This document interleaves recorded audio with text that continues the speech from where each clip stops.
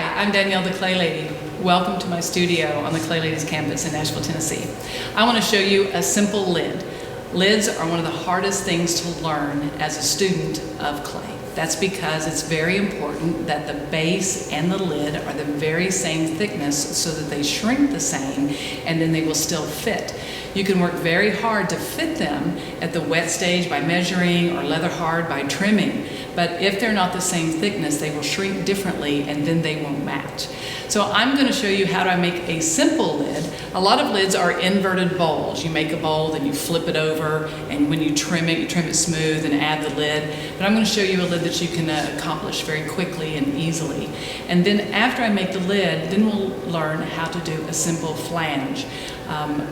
Contrary to popular belief, I make my lids first and then the container, because I can always control the thickness of my lids, and then I can make the container to match the lid. Also, when I make something that's special, I'll make more than one lid. I'll make one or two lids, maybe three, so that at the glazing stage, after they've been fired to the complete, after they've been glazed, I'll be able to make sure that I have a lid that does fit just like I want. So this is about a pound of clay. I'm going to center it, and then I will push down. Now, when I push this into a cookie, this measurement is going to be the opening of my vessel, because this is going to fit inside the vessel. I'm going to create a little bit of a mound here, and then I'm going to open here in the middle, making sure that I'm slipping across the surface. Once I go down to the depth that I need, then I can curl my fingers in, and this creates the knob.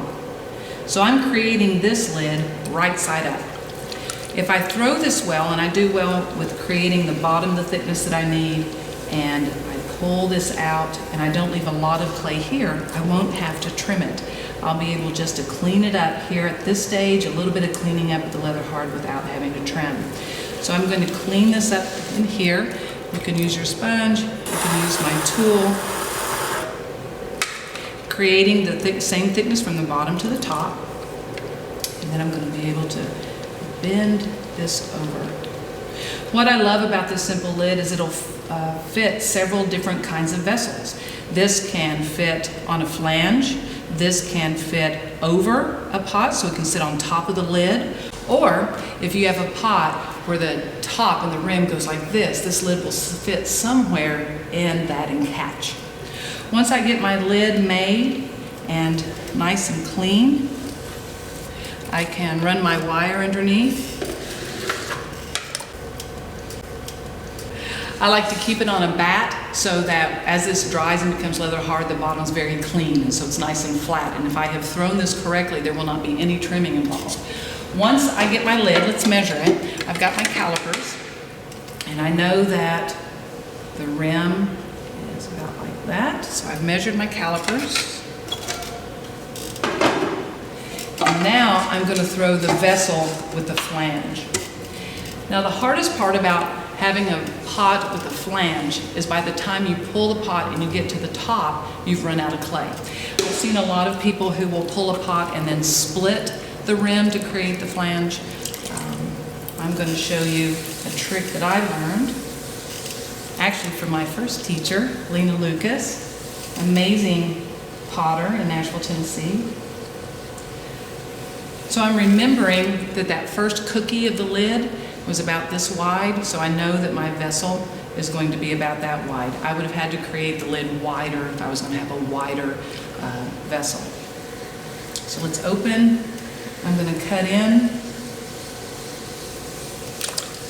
and then I'm going to widen.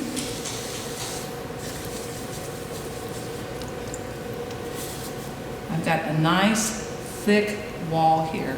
Let's get this compressed in the middle. Really define this corner. And this is the secret. I'm going to create the lip to be nice and flat. I'm going to push down with my thumb, creating the flange now. Now that I have clay, make sure that the lip is just where I need it.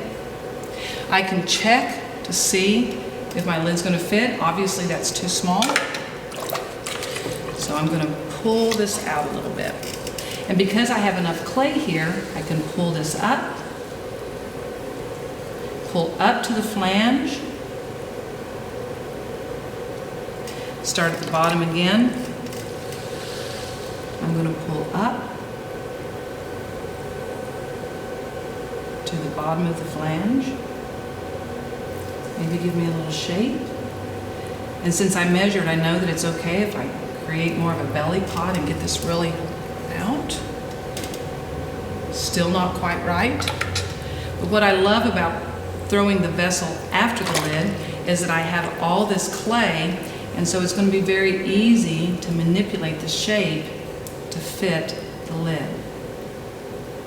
Let's try this one more time. There we go, just right. So I would clean this pot up, leather hard, trim it, trim the lid, make sure that they have a good nestle fit, make sure that the thickness is uniform on the lid and is the same thickness on the pot. If I have to do a little bit of trimming to make that happen, it's a good time to do it at the leather hard stage. You can bisque your pots together with the lids. At our studio, just because we have so many new students, we do not glaze our lid on our pot. We have a lot of opulence glazes that flow and move. So in the glaze kiln, we usually keep the pot and the lid separate. But that can be your choice in your own studio. We'd love to have you come visit, see what we're doing. We have a lot of workshops here on the campus. We have 45 on-premise artists that would love to visit with you. So if you're ever in Nashville, do come give us a visit. I hope this video has been helpful.